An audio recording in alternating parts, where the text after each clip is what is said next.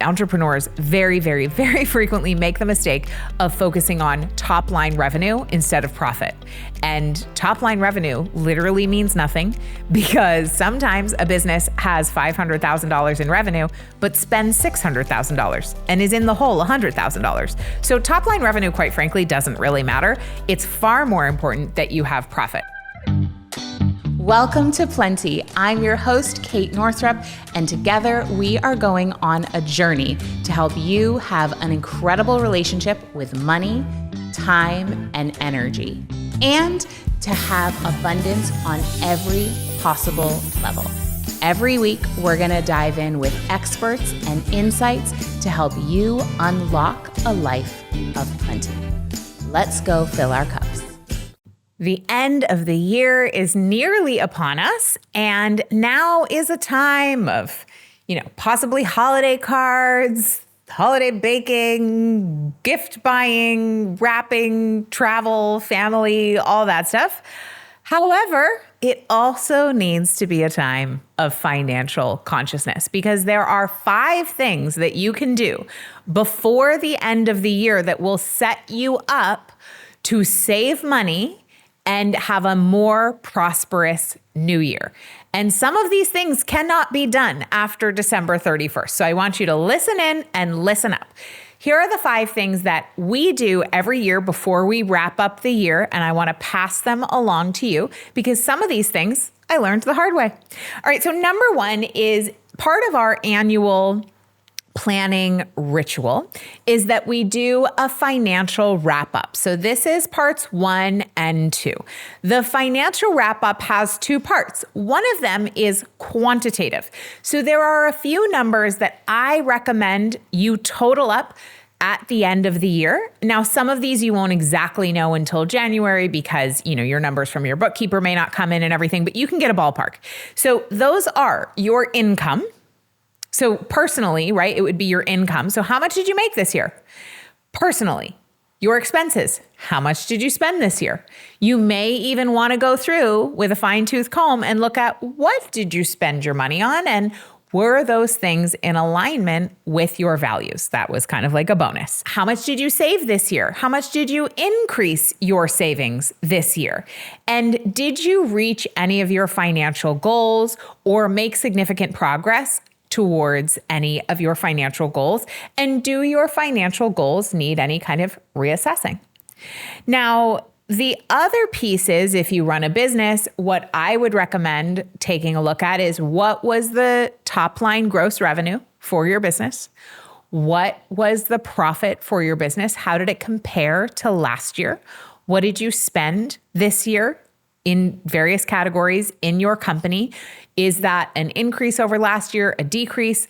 Are there any areas that you could eliminate or cut down on for next year? I recommend that with personal expenses as well. This is like a great time to reassess and just say, hey, are there any areas where I could reduce expenses while still receiving the same quality of life or quality of my business? No matter how much money you make, being a positive, powerful steward of your money matters. And that means that every dollar you spend matters. Just because you make more and more and more money doesn't mean you get to get financially unconscious. In fact, some of the wealthiest people I know are some of the most conscious about their spending because they know that their money matters, right? The energetics of it matter. So they're not just going to let it spread around willy-nilly, even though they have extra. They're intentional. They're devotional. And I recommend you do that as well. So that's your financial wrap up from a quantitative. What did you make? What did you spend? What did you save? Did you hit any of your goals? What was the profit? And any other key metrics that are quantifiable that you want to add in. Then step number 2 is your qualitative assessment, your qualitative wrap up of your financial year. And this could be questions like, what went well financially this year? What didn't go well financially? What did I learn this year when it comes to money? How did I grow as a steward of my money? What was the best decision I made this year financially? And anything else that you want to look up, maybe what am I the most proud of from this year as it relates to money? And write them down. Focus in on what really worked. And of course, focus in on the lessons and how you can integrate those for the year to come. So that's your financial qualitative wrap up.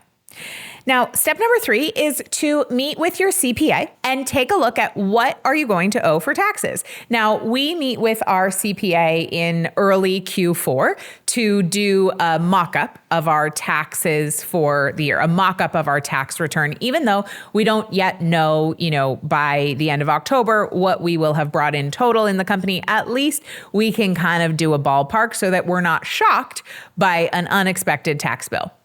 I don't really know anyone in business who has never been shocked by an unexpected tax bill. So just know that if you ever got yourself a tax bill that you didn't expect and that you didn't have the cash on hand for, it doesn't mean you suck. You're not a failure. You're not an F up. It just means you were early in business and no one told us, right? For the most part. So over time, we know better. So we do better, and hopefully we pay our quarterlies and we get better at assessing ahead of time what is going to be required. Now, one of the things from a business, business cash flow and management perspective that I recommend you do is that take every deposit that comes into your checking account, right, for business at the end of the week. This is what we do on Friday mornings during our money meeting. This is one of the things we do. Every single dollar of inflow, we take a percentage of it from the weekly total that is a set percentage that we put in our taxes account, which goes in a high yield savings account. We keep a running tab of how much in our high yield savings account is earmarked for taxes, and it's just handled. So there's never a time when we have a tax bill where we're like, oh no, we didn't put aside the money. We put aside the money right away and we take it out of our business checking account so that we don't by accident spend our tax money. So that's just a hot tip. But you want to meet with your CPA, whether personal or business, to just have an idea of what am I going to owe to the government next year so that you can have a plan in place and to prevent surprises. Now, there also may be things that you can do to decrease your taxes in a perfectly legal, above board way that will help you to have more cash flow to invest in other things. So that brings me to item number 4, and that is there may be things that you were going to spend money on anyway next year for your business that are business expenses. Maybe you're investing in a mastermind. Maybe you are going to buy some piece of equipment. Maybe you're going to buy a new company car. I don't know what you were going to spend money on. Maybe you have an event coming up that you know is going to be a 5-figure investment anyway, or a 6-figure investment anyway. If you were going to spend that money anyway, like in Q1 of next year, why not spend the money in this current year so that your taxes in this current year are lower and that you have that expense on the books earlier? Why is that powerful, right? Because you're like, well, I'm going to spend the money on taxes either way, whether it's this year or next year.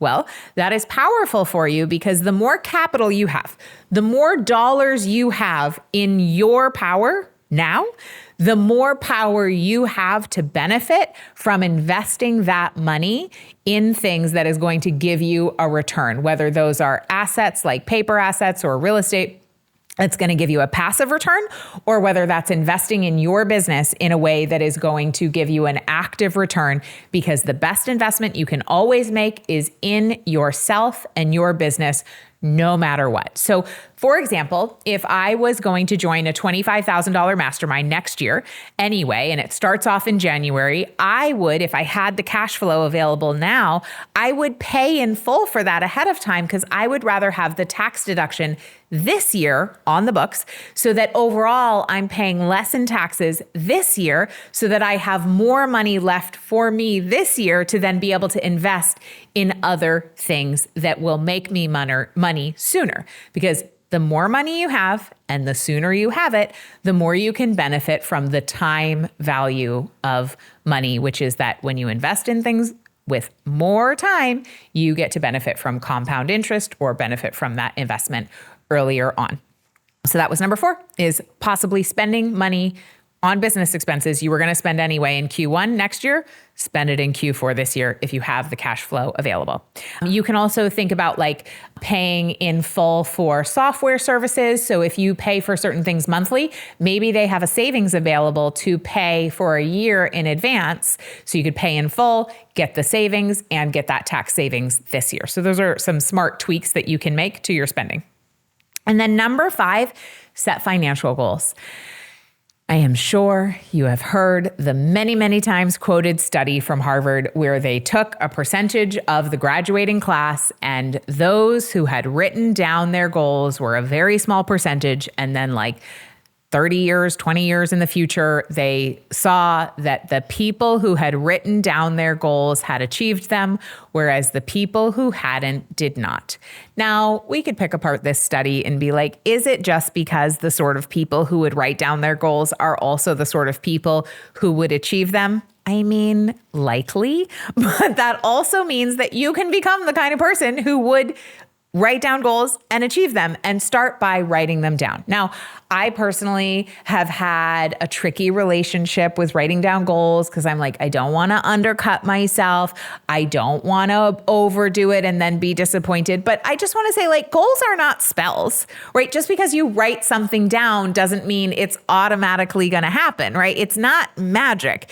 It gives you something to shoot for. And so what I like to do when it comes to financial goals is to state something that feels like a stretch, but that also I can hold with an open palm, like that I can be unattached to. And the way I do that is I set that goal and I say it's going to happen at this year or at some time in the future. So let's say you want to have, you want to make $500,000 a year in your business.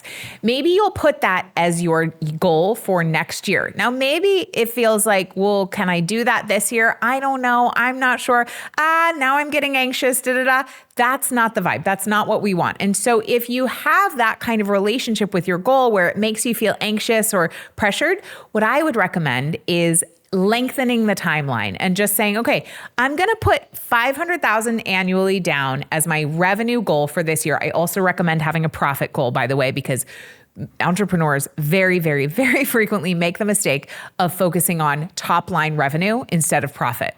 And top line revenue literally means nothing because sometimes a business has $500,000 in revenue, but spends $600,000 and is in the hole $100,000. So top line revenue, quite frankly, doesn't really matter. It's far more important that you have profit. Now, top line revenue does matter if you're in like the VC world and you're raising money and blah, blah, blah, but that's not what we're talking about right now.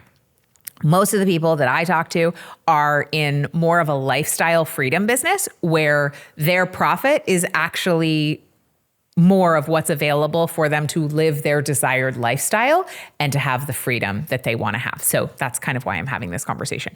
But we make the mistake, or so many people make the mistake of getting all seduced by top line revenue. Oh, so sexy, 7-figure business, whatever.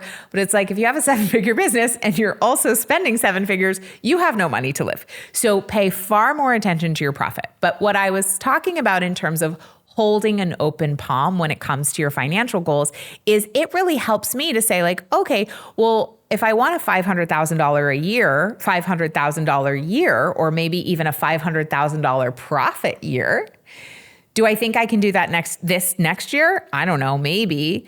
But do I think I can do that in my lifetime? Absolutely. So why not have that as your guiding light this year and be moving in that direction and know that you're going to be closer to it if you set the goal than you are if you don't set the goal in the first place.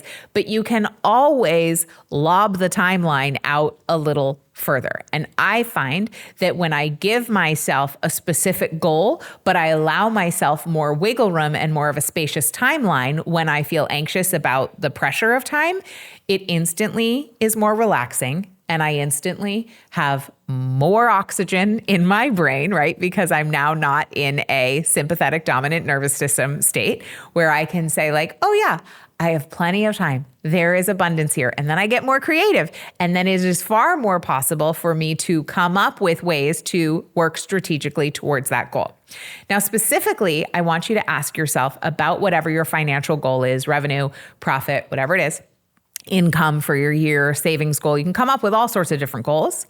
I would ask yourself, not how am I going to make this goal happen? Because that can be very limiting, right? We often try to figure out how to make the goal happen, but we're referencing the past.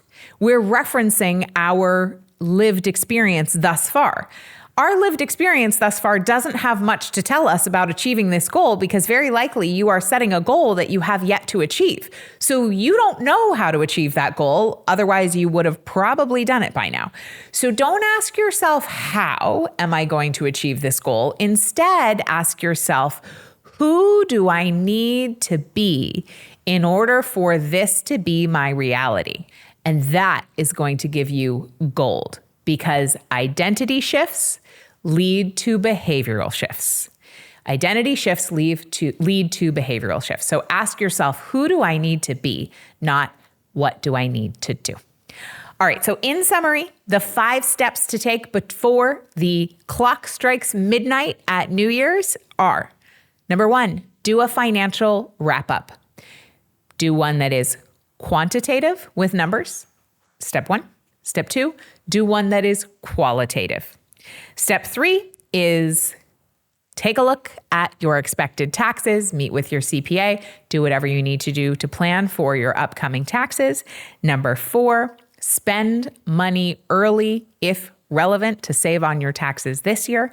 And then number 5 is set financial goals and ask yourself, who do I need to be for these goals to become a reality? Inevitably. Thank you so much for listening. I hope these 5 steps are useful for you, are empowering for you. Please let me know how it's going for you. Send me a DM and Happy New Year. I'm getting at least one DM a week that says, when do the doors open for Relax Money again? I'm ready. Now, Relax Money is our signature neuroscience-backed methodology to help you get financially healthier. And we only open the doors one time a year for our live cohort. However, we are growing the wait list early. So when you get on the wait list, there are special bonuses, goodies, surprises, freebies. And you can get on there over at relaxedmoney.com/plenty. Thanks for listening to this episode of Plenty. If you enjoyed it, make sure you subscribe, leave a rating, leave a review. That's one of the best ways that you can ensure to spread the abundance of plenty with others. You can even text it to a friend and tell them to listen in. And if you want even more support to expand your abundance, head over to katenorthrup.com/breakthroughs, where you can grab my free money breakthrough guide that details the biggest money breakthroughs from some of the top earning women I know, plus a mini lesson accompanying it with my own biggest money breakthroughs and a nervous system healing tool for you to expand your abundance. Again, that's over at katenorthrup.com/breakthroughs. See you next time.